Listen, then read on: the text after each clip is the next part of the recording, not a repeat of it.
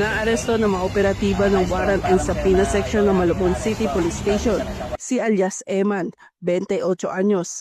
Ang naturang pag-aresto ay sinagawa sa Barangay Tinajeros, Malabon City sa bisa ng Warrant of Arrest para sa kasong paglabag sa RA 10883 o New Anti-Carnapping Law at 3 bilang ng robbery na inilabas ng Regional Trial Court Branch 292 ng Malabon City.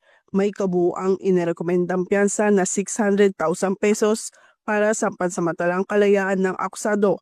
Matapos maaresto, agad siyang dinala sa ospital ng Malabon para sa kaukulang medical na pagsusuri at pagkatapos ay dinala sa Custodial Facility Unit ng Malabon City Police Station para sa pansamantalang pagkakakulong habang hinihintay ang kanyang commitment order mula sa pinanggalingang korte.